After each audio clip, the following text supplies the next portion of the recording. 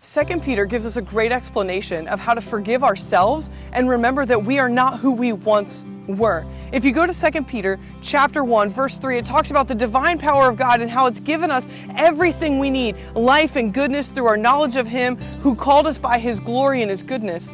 But then it goes on in verse 5. It says, for this reason, make every effort to add to your faith goodness, and to goodness knowledge, and to knowledge self-control. Perseverance, and perseverance godliness, and to godliness brotherly kindness, and to brotherly kindness love.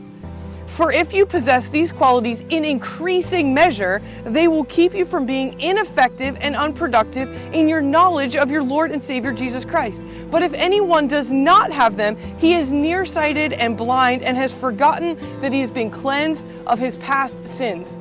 The Lord uses this passage to remind us that we are ever growing in our relationship with Jesus, that we've never arrived, we're not done, we haven't stopped, we've only begun, and that there's always another element of our relationship with Jesus, of our walk in faith that we need to be ironing out and working on, right? Working on perseverance and goodness. Brotherly kindness is not quite the same as love, and brotherly kindness being added unto love, and how that expands our influence, and how that expands our ability to be a reflector of Jesus, that the Lord shines over me, that He teaches me more of who He's called me to be, and then I get to reflect that out to the people around me.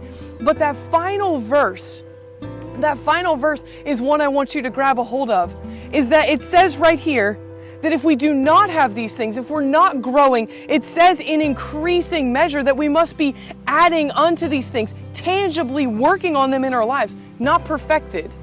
Mind you, not perfected, but continuously working.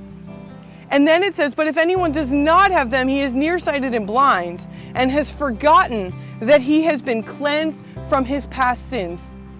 If you have Jesus in your heart, if you're walking a life trying each and every day to be more and more of who Jesus has called you to be, you're walking each and every day to grow in perseverance, to grow in goodness, to grow in brotherly kindness, to grow in the love of Jesus. You're tangibly working on that. Then let me remind you today that you have been cleansed of past sin, and who you were yesterday is not who you are today. And the things that you did in the past do not define you today.